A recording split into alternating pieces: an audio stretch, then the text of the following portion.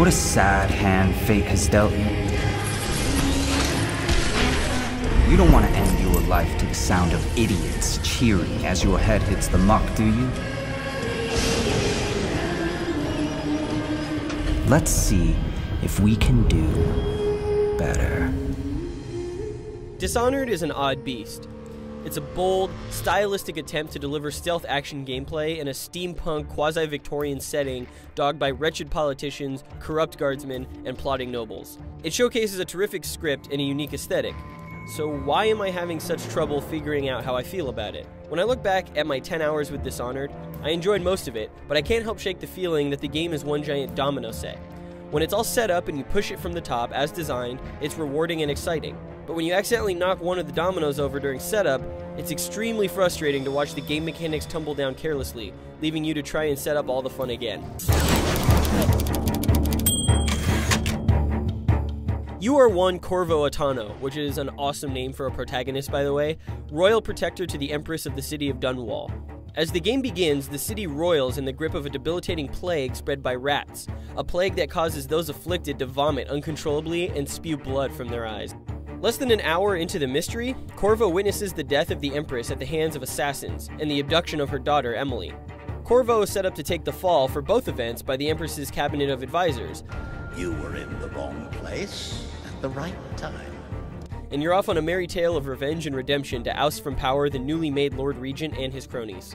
Each of the game's missions has you targeting a different member of this weaving conspiracy, until the somewhat expected story twist, which then catapults the plot into a more sinister and unpredictable direction. There are definite pacing problems near the beginning of the game, caused by the fact that you visit the same area 2 times in a row for the first 2 missions, which makes the game world feel small. But once you get rolling, you climb up to building rooftops, assassinate city guards, and generally cause a ruckus in the self-appointed government's backyard. The game's third and final act, in particular, is exceptionally well paced, slowly building drama and layering that with situations in which you truly feel like a badass assassin out for revenge. What really helps enhance the impact of the story is the writing, which is superb. Each journal, note, and audio log you find along Corvo's journey is incredibly rich with cultural subtext about the city of Dunwall and its surroundings, and you can glean a substantial backstory from these miscellaneous narrative elements. Then there's the contextual storytelling a la Half-Life. Dishonored opts to let you stay in control of Corvo in most instances, where other games may have opted for hands-off cutscenes, and focuses your attention with scripted conversation or events in the environment that enhance the immediate narrative. As a tool for making the world feel lived in and real, it's fantastic. Almost every guard you come across is engaged in some topic of debate with his fellow guards about the mission you're on or your objectives. Or a story emerges without the need for words, like when a swarm of rats is gnawing on a corpse and you find the victim's journal nearby revealing his last moments of life. The characters are also well written, though I would have liked to feel more of a sense of hatred toward the assassination targets. Because you only see them right before you kill them, you don't really get much time to build your own sense of enmity, which lessens the emotive impact of the kills. This feeling is compounded by Corvo's role as a faceless, silent main character. I felt like a huge tool serving everyone's bidding without a word of disagreement or at least begrudging acquiescence.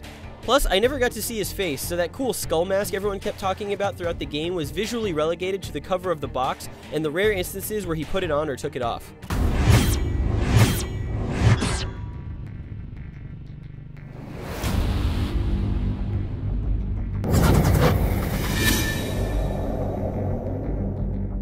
The oft-mentioned Unreal Engine issues of texture pop-in are sadly part of the Dishonored recipe. Up close, objects are muddy and lack detail, lending a flat overall appearance to the entire game world. The city of Dunwall itself is a depressing coastal community ravaged by plague and transformed by a new era of industrial revolution from the discovery that whale oil can power all sorts of mechanical contraptions. The world is imaginative and bleak, oppressive and captivating. I just wish we got to see more of it outside the narrow swath of alleys, sewers, and gray buildings that populate almost every level. Does Dunwall have a park, a casino, something that isn't colored gunmetal or made of steel? I really like the caricatured art style used for the characters, but the color palette left me wanting. The mood of most scenes is helped tremendously by some absolutely stellar water effects, the best I've seen since BioShock, a game from which Dishonored draws heavy inspiration to great effect, and some truly spectacular lighting. The way the moon shines over the peaks of Dunwall's towers is breathtaking, and the way shadows are cast over large distances give the dank corners of the game world real inky uncertainty.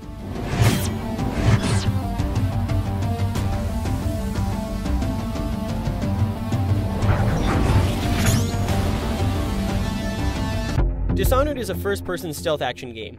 You traverse a variety of large sandbox environments filled with optional objectives and submissions. They're all very well designed, incorporating both verticality and hidden recesses to let your imagination run wild. As you traverse the landscape, you kill or bypass city guards and their defensive emplacements, lest you have to fight or flee from a sticky confrontation. You also develop a host of special weapons and powers. Blink lets you teleport short distances, Possess allows you to take control of small animals, and later other people for short periods. You can even summon a swarm of rats to consume corpses or unconscious enemies, probably my favorite effect in a video game this year. The game also incorporates a chaos score at the end of each mission. If you get a low chaos score, determined by your actions of killing perpetrators, sneaking by, and completing submissions, the next mission will feature fewer enemies. A high chaos score, however, makes the game harder, with more rats and more enemies. The last mission of the game calculates your chaos score, and ultimately, the way Dishonored concludes is either sunshine and butterflies or sinister and depressing based on your overall chaos score. It's a subtle system, but becomes more noticeable as the game progresses thanks to varied NPC dialogue and small environmental cues that appear more frequently the closer you get to the end. In general, I like the way it plays out, but Dishonored has some fundamental issues that really irk me. For one, whether or not you're hidden seems determined at random, as there were instances where I was spotted through walls when I should clearly have been hidden. I encountered horribly inconsistent AI, where an object I threw into the ocean outside the bounds of the map alerted guards halfway across the level. Once I hit a body in a small guard hut and an enemy saw his body through a wall. Worst of all, though, is that when an enemy does see you, it somehow alerts every enemy in the level to exactly where you are, as if everyone in Dunwall has some sort of mystical Corvo Atano radar. It's incredibly frustrating to have a clean, undetected run completely ruined by shoddy AI. Needless to say, if you're going for a non-lethal playthrough of the entire game, you're going to be reloading checkpoints a lot. Eventually, I just said screw it and started killing everyone I came across, which in turn fueled some perverse pleasure in preventing the AI from being cheap. As an action game, Dishonored is merely average. As a stealth game, it's quite good when every part of the machine is working correctly. Just don't expect that to happen a lot of the time. It's one of those difficulty issues that really annoys me from a design perspective. The game doesn't teach me how to get better at it through failure and merely makes me retry the same sections without reinforcing what I did wrong.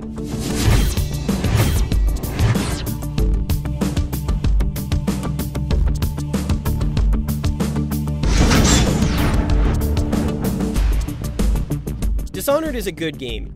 It falls flat a bit on the pacing, the AI has a laundry list of quirks that become frustrating real quick, but on the whole, the game delivers an experience you won't find anywhere else this year. The underlying themes are very complex and different from modern-era video games. Themes about power corruption, whaling and environmentalism, classism, science and mysticism, and murder all play a huge part in the overall feel of the experience. There really hasn't been a game world like this before, and there really hasn't been a game that lets you assume the role of what is ostensibly steampunk Batman. For a new IP, Dishonored is a good first outing. It's creative, visionary, and ambitious.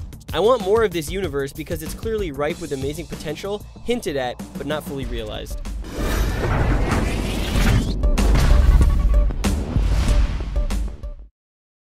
Stay close to me.